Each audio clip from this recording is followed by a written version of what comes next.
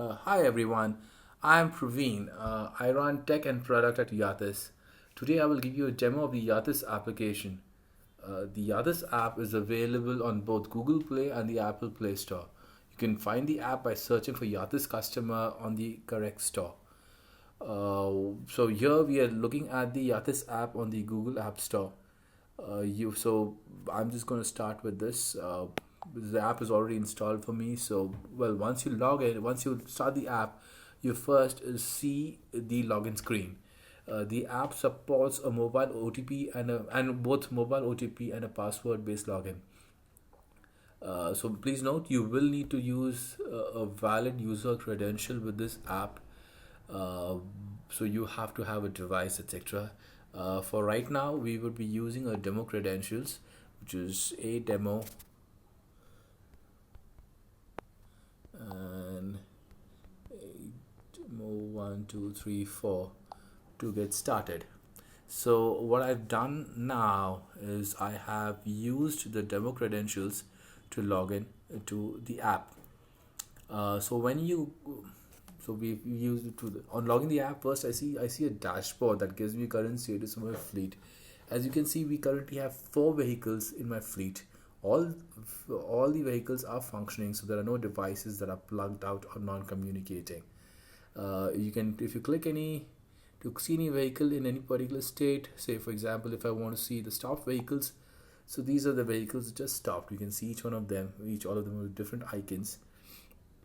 I have a different icon for a truck, a different icon for a bus, a different icon for a car. If we go to the first page, you can see all my vehicles, irrespective of uh, whether they are moving or not moving, etc. And you can see we even support icons for bikes. So you have multiple icons. So the other overall views we have a view in which you can see all your vehicles on a map. Okay, so now here you can see there are 2 vehicles here. If you click in, it zooms in and gives you a more detailed look of you. So there are 2 vehicles here which you could see by zooming in. If you want to look in more detail, you can still zoom in further, and yeah, and you can get a nice detailed look of the. You can see a vehicle in more detail. Uh, now what's to Now to go into this vehicle, we can just click on it and it will give us the detailed view of this vehicle, right? So you can see this vehicle in detail. You can see a lot of summary of where the vehicle is. If you notice, the vehicle just moved, so live tracking is on, and as the vehicle moves, its location, its time, and the speed, the engine status, etc., will keep updating as and when the vehicle moves. This app does, it also shows if there are any additional peripherals in this vehicle.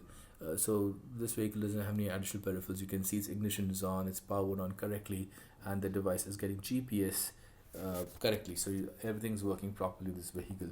You can also see the device odometer, the total distance traveled by the vehicle, the current speed of it, the distance traveled since last ignition, the distance traveled today, the time traveled today, etc., etc., etc.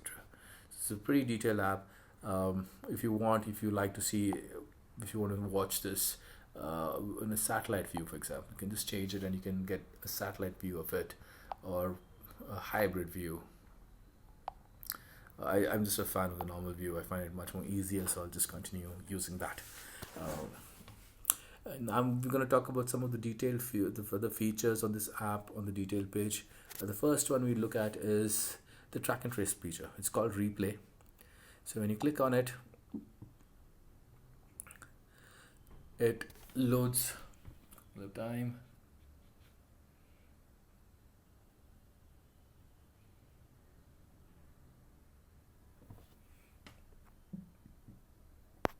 So you get a replay view. Now it took a while to come because the vehicle has traveled a fair amount of distance.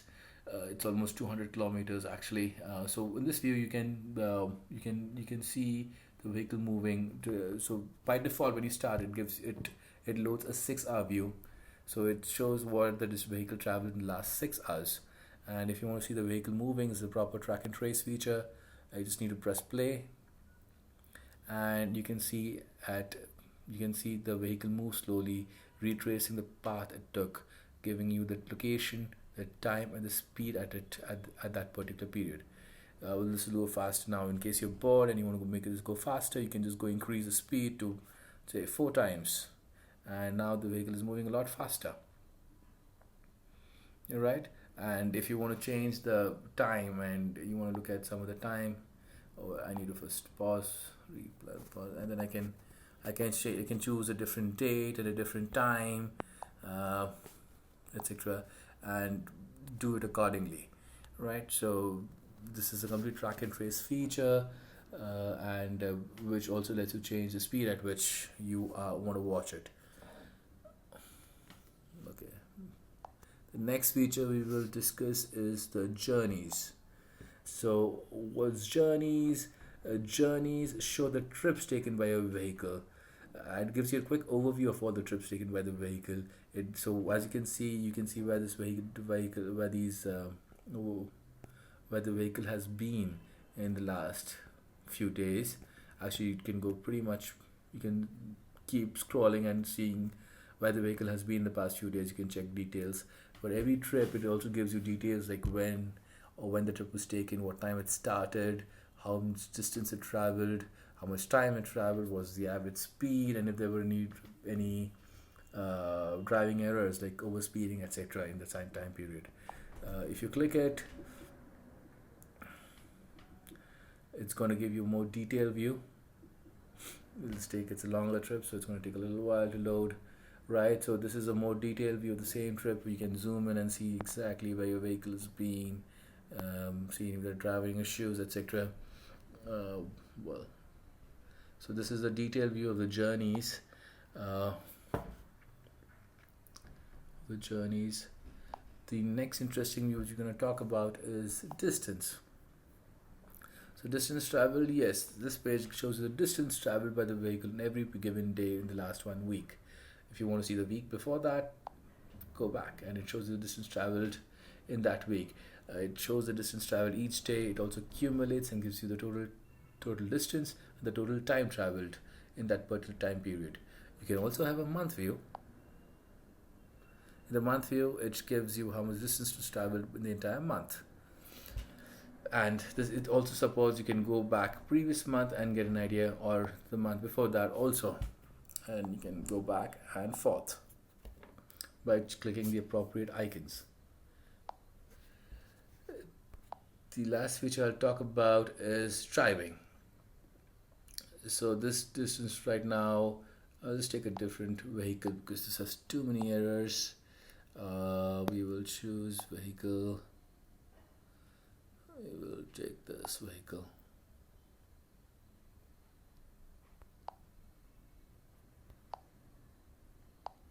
Okay, this vehicle doesn't support. We will take a different vehicle.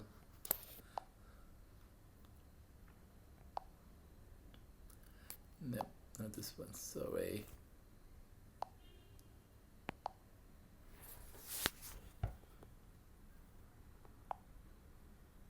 So we are going to take a look at. So we're taking a different vehicle for the driving overview. So what driving page shows, it shows the number of errors committed and where it happened for a particular vehicle in a different particular period. As you can see, this vehicle has put out lots of harsh decelerations and a couple of idlings here and there. Nothing before that. So this one has too many markers. If there's too many markers, it doesn't show it. It just gives you a list of this. It just gives you a list of all the numbers. Just lots of them. Right. So here you can see where the hard decelerations were seen, where the speedings were seen, etc.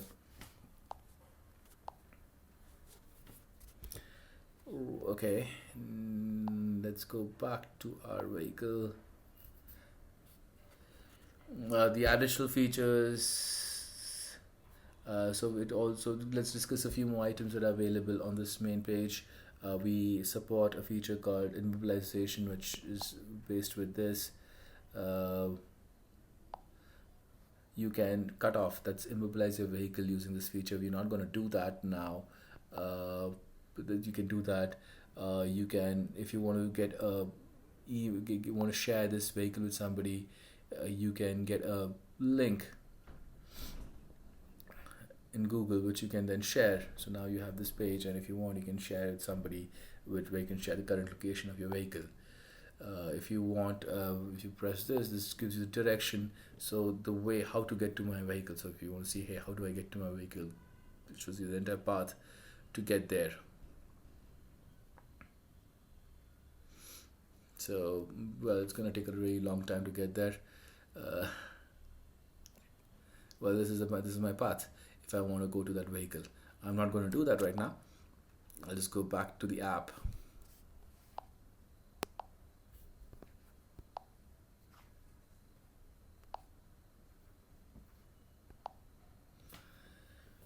Okay. If you want, you could even change some of the settings on the app. For example, you want to change the icon of the app, you can go and choose which icon you want for this particular vehicle of yours. You can change the driving speed of your vehicle, etc., etc. Now there are a few other features which I want to show you. We've got a lot of detailed reports, which are interesting. So, for example, on the travel summary, you can get the total. You can get a travel summary of all your vehicles to watch, see all of them. You can see how much it traveled, how much it was idling, did not move, how many kilometers traveled, what the maximum speeds hit today, what's the average speed, and number of times it was put on and off. You can get all these details. So I'm not going to go through all the reports. I'm going to show you a bit about the fuel report.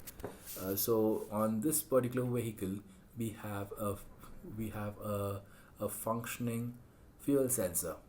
So the functional fuel sensor, as you can see now, we know that in this vehicle it's got about 107 liters of fuel, which is about 67% of the tank. We also know that the vehicle consumed about 60 liters of fuel today, and there was a refueling of about 124 liters. There was nothing stolen today. Let's press it in. When we press it,